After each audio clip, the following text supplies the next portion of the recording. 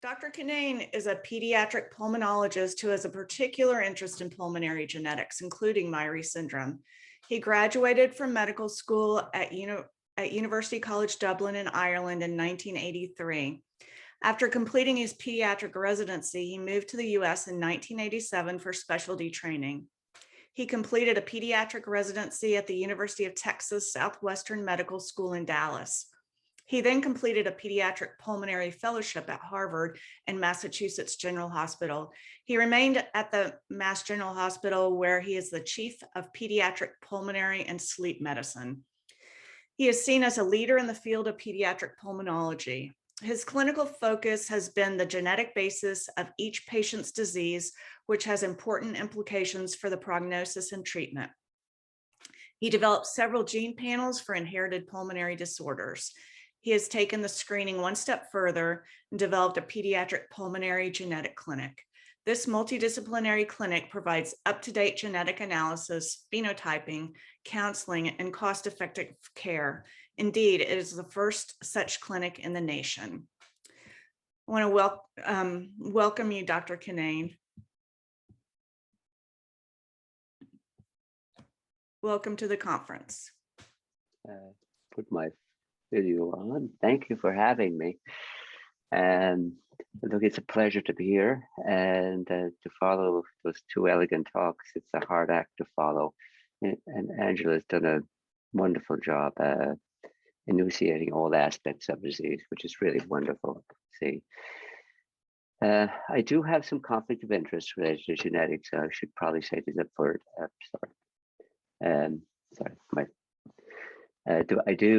I was the PI on the corrector therapies for Sarepta Pharmaceuticals for Duchenne's muscular dystrophy, the oligonucleotide therapy, and I'm presently co-PI on the gene therapy trial for Kinane's disease, which is a neurogenetic disorder.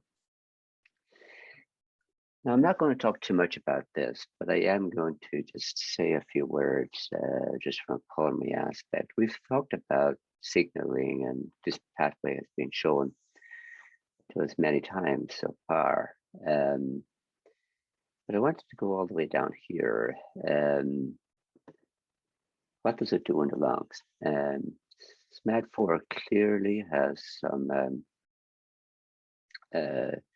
important regulatory role in the development of lungs. And it does raise some interesting questions when you look with hindsight at the data that I'm going to show you. So with hindsight, we will talk about scarring a little bit, and we're actually going to talk about the short bones bit too. So scarring fractures, which is not what I'm going to talk about. And then we'll finally end up when we talk about sleep, which is a huge issue here. Now, the problem with pulmonary is the symptoms are not specific. And we brought up a few of them, and I didn't add shortness of breath here, but cough, wheeze, stridor, croup are common in the general population. And the big issue is 20% of the pediatric population will wheeze in their lifetime. That doesn't mean that they have any specific disease, or they just got a viral illness. So applying common symptoms and make them specific for Myhre is a challenge. Now, for example, we'll talk about croup a little bit. It's extremely common in the population, and about 1/3 of kids develop it, and about 1 in 5 develop recurring croup, and they're perfectly fine. So you just have to. So this is. I just want to emphasize what Angela and Mark said before me. That's the reason why large databases are important. So you can actually find out the specificity of the symptoms. And I'm going to focus a little bit on testing beforehand. Now, we did talk about airway stenosis from the choanal stenosis, that means small back of your nose, and then tracheal stenosis. Now, this is a picture, a well-publicized picture from one of the 3 case reports that are out there. Now, it's pretty clear, this is just to show you the examination is here.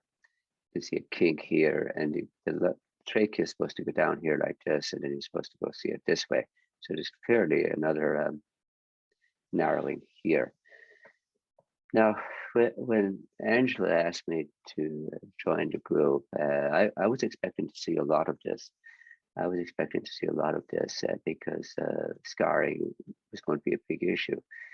Now, I did know something that which called it's very easy to screen for, actually. It's very easy to screen for. Now, we do see scarring of the airway and tracheal stenosis a lot, particularly Mass General and Mass Pioneer, we see a lot. And I would say on an average clinic, I do see, on a clinic for a whole day, I would probably see one case, be it old or new. So it's not unusual to see us. Now, it is extremely easy to, and I'll move around my stuff here. It's extremely easy to scan for. Now, over here on the right, that's what this is the vocal cords here, and that's what it looks like. And it's called sort of subglottic stenosis, and very well established, maybe, and there's even a scoring system for it, the Cotton system. Now, what happens is when you breathe in and out, this is what we do a lung function test, you breathe out in a nice curve like this, And then if you have tracheal stenosis in a breathing test, it's squared. It's squared. And that's what happens, it's squared. Now, we've been looking at the PFTs in our group. There were 42 patients, as Angela pointed out, and I'll get back to some of the PFTs later. We haven't seen this squaring, to be honest. We have not seen this squaring, to be honest. Now, I think this probably reflects we're seeing a younger population. It's pointed out on a pediatric pulmonologist. I suspect it's because we're seeing a younger population, but it is interesting. It's easy to screen for.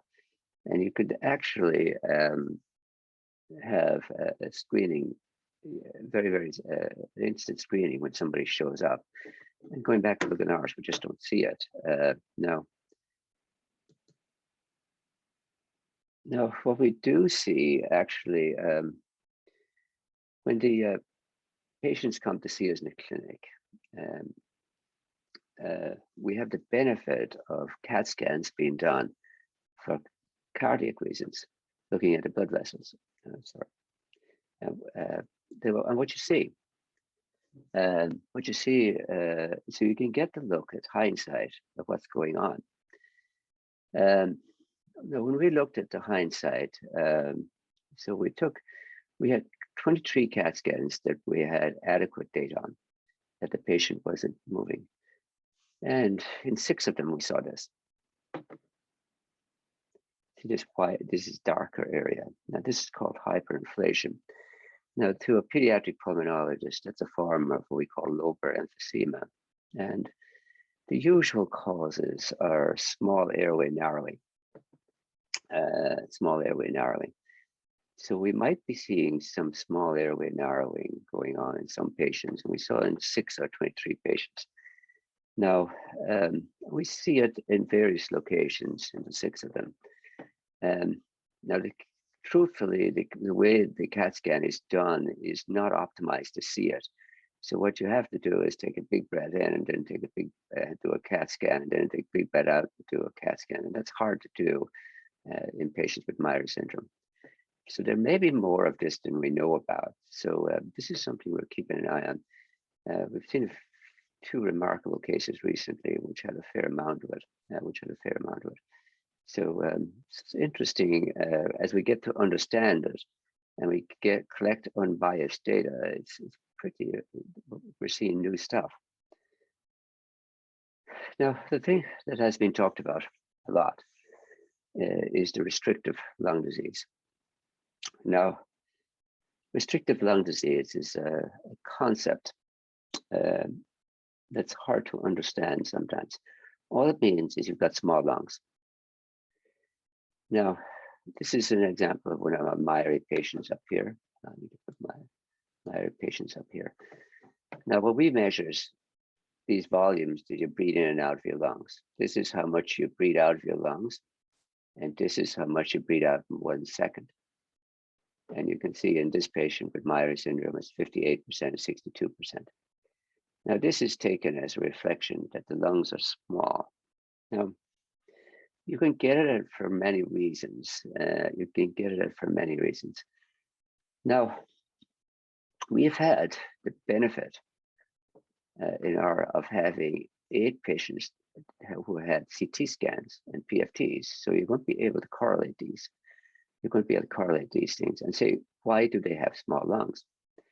For the first time, we'll be able to do that. Now, PFTs, because I deal with children, are hard to do in Myhre syndrome because they have facial sensitivities, and if the autism aspect is significant, they're really hard to do. And Pat and Melina in our group, they could get anyone to do PFTs. Now, and it's very, very important to get them right. So it's just hard to do, and we'd think we'd have more, but we don't because of these spatial issues. Now, what we're seeing is that we've seen an average force vital capacity that's up here of 67% on the 8 patients that we've done. 2 of them had areas of hyperinflation. That's like what we talked about. Now, as I said, we've had 8 of them with CAT scans and PFTs. Now, based on the CAT scan, it's unexplained by lung disease. It really is unexplained by lung disease. To get PFTs that give you 67% of function, if there was a lung cause, it's obvious, it's really obvious. So then you have to explore other mechanisms for this restrictive pattern. Are the lungs small because of reduced development? Is the rib cage small? And I'll talk about this. Are the muscles weak and they can't do it? And then we'll talk about this interstitial lung disease. And I want to bring it up a little bit. Now this is a lot of, you've heard about this before, and this is one of the previous studies and case report looking at interstitial lung disease and a biopsy. Now what you see here, now this is the air sacs here, and this is the air sacs here. You see this thickening, right? These are about 10 times thicker than they should be. Now, if this was present in our patients, okay, we'd have seen it on CAT scan, and we're not. So this kind of suggests that this case report is isolated. We're just taking it further. We had this one, case 2 from the STAR case, which I think is the previous one as well. And then we had this patient who passed away in South Carolina who had some subpleural fibrosis. Now, we've had 23 patients with good CAT scans that we could look at, and we didn't see it. Now, in fact, because of one of my interests is fibrotic and lung disease and interstitial lung disease, we tend to overcall it. I think we may be too sensitive to overcalling it. If you'd ask me, I think we overcall it in our center. We're just not seeing it. Now, could this mean that we have to wait till later in life for it to happen? So say, for example, as Angela and Mark kindly said beforehand, do you need to get an insult that triggers the fibrosis in the lungs? Well, we don't know that, and we don't know that. Now, there is some upside, to be honest. Now, this is from one of the patients from our clinic. I just want to show this is the heart here, and usually we're focused on the heart. We usually focus on the lung. But these are the ribs. The ribs are short and thick. Now, this is very subjective. And you remark it. Now, we see it in things like storage disorders, before they call it hunters and herders, we see it. Now, these are probably the same degree of thickness as hunters and herders. But it's interesting, the ribs are thicker. And it probably goes with that, the ribs are thicker.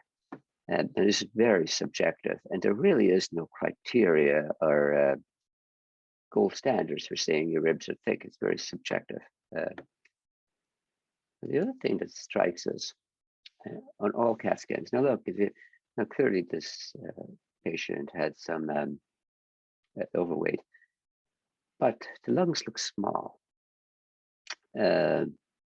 And you see it in all of them. They look small. Uh, Again, super subjective, super subjective. So it does raise the possibility that the ribs are compressing, and it truly is a developmental issue that we didn't look at. Now, it's been well known that SMAD4, it does regulate development of lungs. Now, just to make things, not trying to focus too much on it, the restrictive lung disease is common. Now, when we talk about in the background, most people say to me, would that impact exercise performance? The answer is no. Yes, if you're competing for the Olympic Games. Now, and most people who exercise and really push it to the limit, they have close to 40% of their lung reserve left when they stop. And the reason you stop is because you run out of cardiac reserve.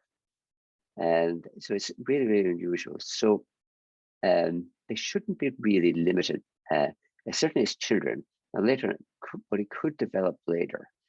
Now, could it develop later? No, you do see case reports and some chatter here that which call shortness of breath later in life. Now, is that because you get other diseases and your lungs are small to start, but you have no reserve? I think that's probably true.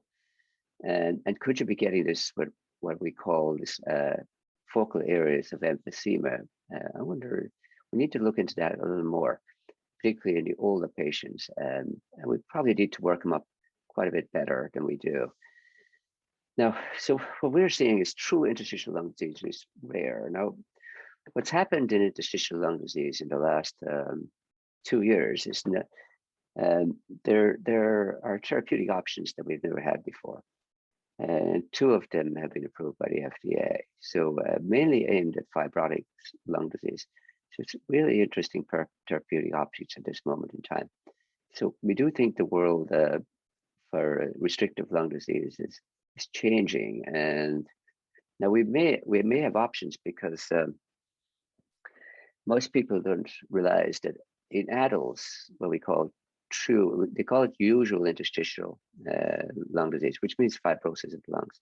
It's relatively common in the population. It's relatively common in the population. So it's a very attractive area for pharmaceutical companies. So this is an area we think we can see changes in the future.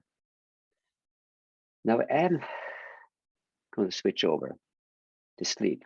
As you know, I do sleep, a bit of immunology and pulmonary medicine. And what jumps out is when the patients come to see us, I was just expecting when this all started was I was going to talk to them all the time about exercise intolerance, coughing and wheezing.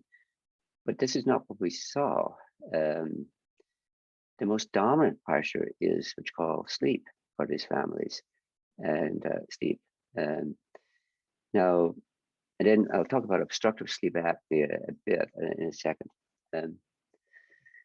Now, when you look back at the notes from ours, and we haven't documented it well.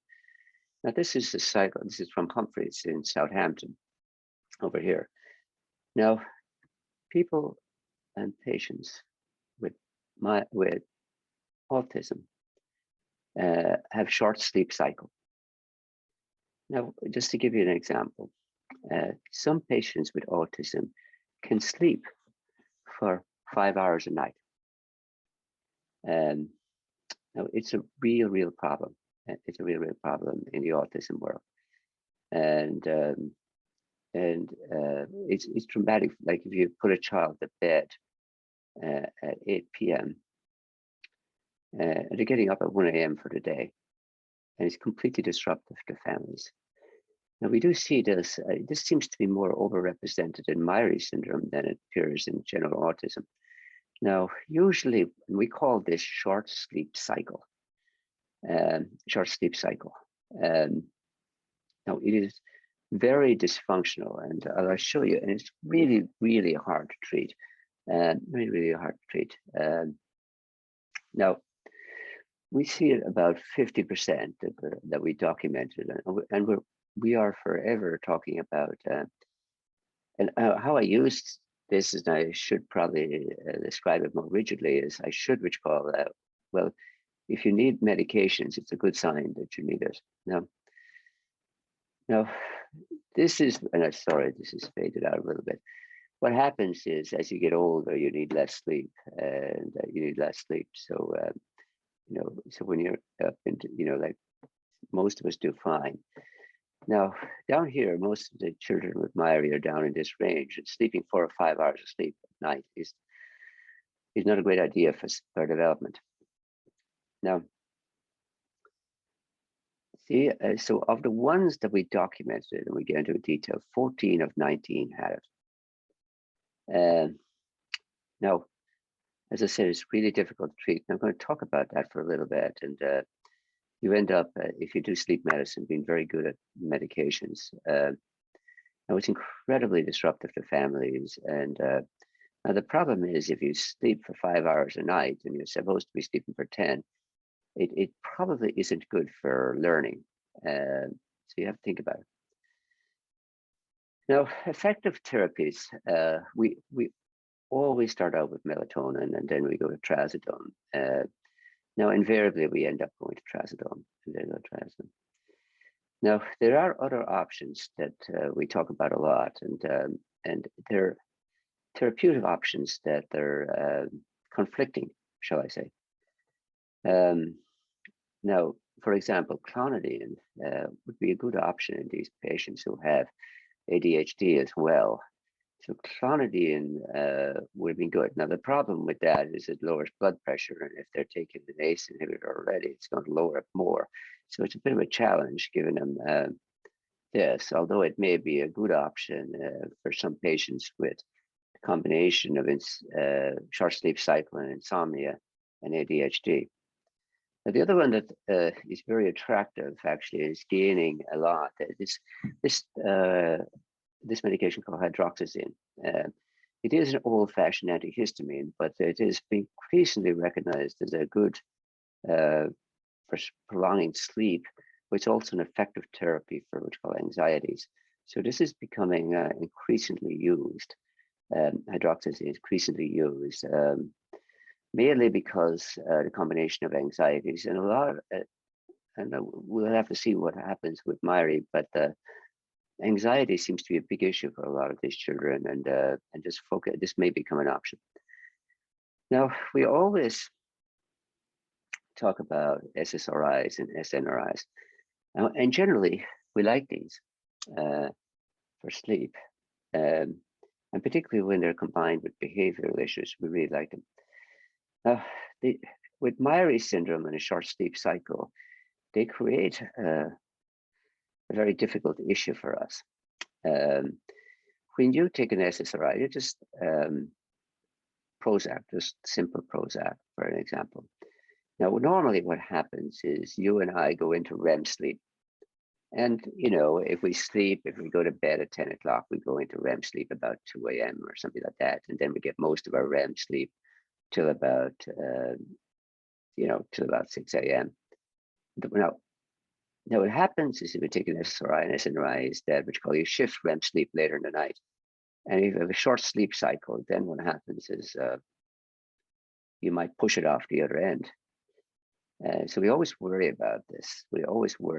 And particularly REM sleep is the deep rejuvenative sleep. So this is a complex problem, and it has huge implications for people's lives and outcomes. So something that we probably need to put more thought into, and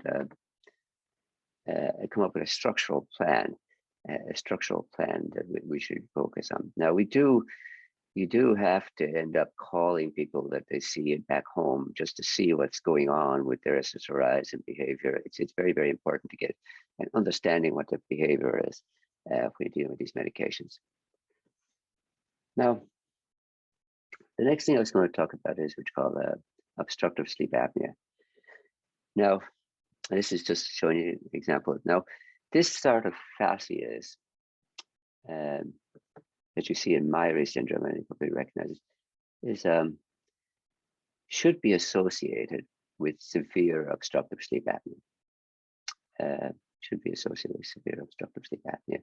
And when you're looking them out, what we do is we look at them out, and we have the scoring system called Mallampati, and it's 1 to 4, and generally what we're trying to do is score them out. And effectively, patients with Myhre all have small mouths, Now, when we see the patients, we obviously don't do sleep studies, because what you have to do is keep them overnight and the whole lot. Now, we've also found out, because if you have autism, most sleep centers around the country are not facile at doing sleep studies in patients with autism. And this is a common problem. Now, because we have a huge autism center at the MGH, we see a lot of them. I would say close to 30% of patients we do in sleep clinic, doing a sleep lab, or have autism or some autistic features. So it's very, very, so we get used to them. And even for us, it's really difficult to do. Most of the patients are happy with some just won't sleep, some won't sleep. But after the second time, they usually do, they get used to the staff. Now, 25% of them had sleep studies that we saw. Now, it's hard to get, what's hard to do is, Angela says, with the increased use of Epic, you can get most things, but sleep studies are relatively hard to get on Epic, to be honest, because most of them are actually done by private companies rather than in which call hospitals at this moment in time. Now, this is just to show you what we look at in sleep studies. This is where your air going in and out your nose, your chest going up and down, and this is what we call central apnea. So what happens is your chest doesn't go up and down, and then there's no airflow. This is your chest going up and down, and there's less airflow. So this is more obstruction. So we look for two things: central and obstruction. And then we have this thing called partial obstruction. So you got movement here and partial airflow. This is airflow, and you can see it's amazing at which call. Now they're very realistic, and the ladies in the lab are fantastic at doing these. Now, what happens is around the country, most people have their sleep studies done in an adult lab, and the criteria for obstructive sleep apnea is different. So the apnea-hypopnea event in mild obstructive sleep apnea is this is the number of apnea events and shallow breathing events per hour. And the 1 to 5 is mild, and you see in adults is higher. So, so you have to be a little careful that that we're not missing these. I do think we should do more sleep studies now. I think definitely we should do more sleep studies. Now, but even with sleep studies, and I'll just go through this briefly. Even with sleep studies, we are looking for corrective things. Now, the story with Myhre is we're not seeing it to the same degree of frequency as we would expect. And it might be a couple of explanations for that. But if we see it, what we're looking at, this is the tonsils here, these are the adenoids here, and this is, your palate expander here, and I'll just talk about it. This is your allergic rhinitis here. Now, what we're trying to do here is, when we look at it, we say we're not directly treating the Myhre per se, is we're taking out the things that obstruct your airway. We take out the things that obstruct your airway. Taking out things that and tonsils and adenoids is the first choice. Now, the reason why tonsils and adenoids, and this is from what's called Mitchell, and basically what happens is if you take the tonsils and adenoids out, 82% of kids resolve their obstructive sleep apnea, which we call the OSA.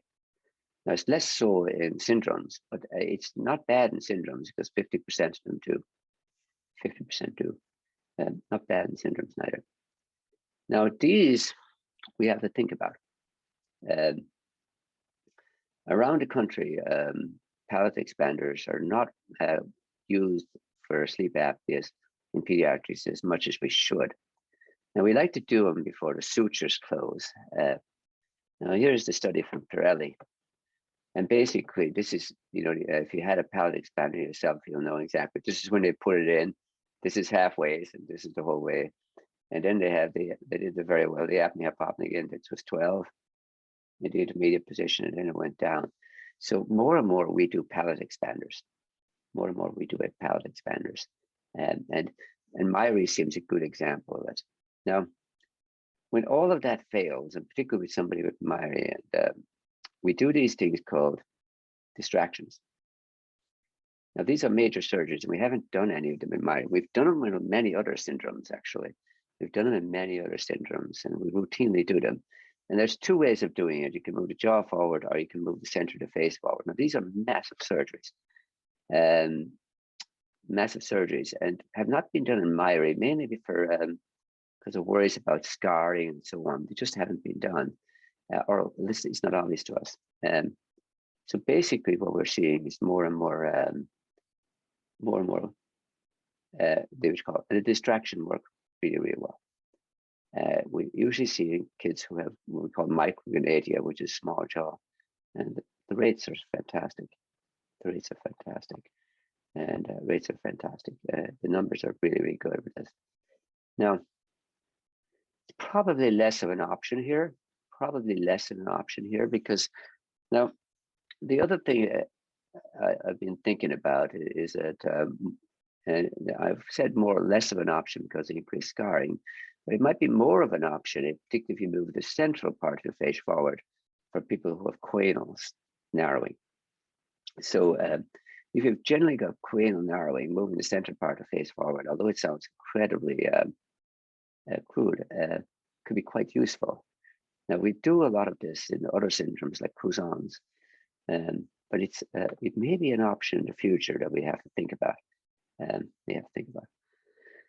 Now, this is CPAP. I won't talk about this, but we call it positive area pressure, and everybody knows these machines. And now the problem with CPAP, and particularly if you have some artistic features, is they're not well tolerated. They're just not well tolerated because of the facial sensitivities. And so we haven't seen anybody so far that we have documented that is using CPAP, but generally, on the long story short. Now the future direction, specific therapies as opposed to sports therapies, and I echo completely what Angela and Mark have said just before me. What I do is the supportive therapies here, but I can see that which called the future is bright. The future is bright, but focusing on this. And I think the takeaway message for me is the sleep. I didn't think I would be talking mostly about sleep, but it does turn out to, when the patient come to see you, and Angela will vouch for this, is I spend 70 to 80% of my time talking about sleep and trying to get an understanding of that, and trying to match the medications, if you need medications, to the medications you're already on. And so that's usually the challenge straight up. And trying to use medications for dual purposes if you can. And again, thank you, everybody. Thank you for having me. Thank you so much, Dr. Kinane. That was great. I have a couple of questions that came across for you. The first one was, what would you say are the top priorities for research from your perspective in pulmonology? I tell you, as I've got into, because I'm doing one of the Canane's trial at the moment for gene therapy, I do think we need to be getting at the corrective part. I think the research aspects that I would focus on is doing better CAT scans on older patients with Myhre, and seeing what really is the lung disease there. Are we seeing what we see as small airway disease that seems to be jumping out? Is that what it is? So I would say better CAT scans. I would be the number one thing, and particularly in older patients, so we can get an idea what the prognosis is, and form lifetime guidelines. And I would do, I would say, I would do inspiratory and expiratory CAT scans, and it wouldn't be a huge imposition. It would not be a huge imposition. So now for drug therapy specifically aimed at lung disease and fibrosis, I don't think we have to do anything there, actually. I do think that Myhre could actually be an attractive syndrome for the FDA, because fibrotic lung disease is very high on the FDA at this moment. It's a relatively orphan drug. I mean, orphan in that there's no drugs for it. It's a common disease. So finding a syndrome that gives fibrosis of the lung, should it give fibrosis of the lung, is attractive to drug companies because you can intervene early. So I do think that would call from the fibrotic lung disease. I think from the obstructive sleep apnea and the point of view, I do think getting a better understanding of where the obstruction is a big deal. I do think having better CAT scans of the upper airways is a good idea. However, there is a new technology that's much easier to do, and it might be better. There's a thing called impulse oscillometry, which means you put an ultrasound probe in the nose and you can measure how narrow the airway is. Now that is quite attractive because kids can do it without cooperating.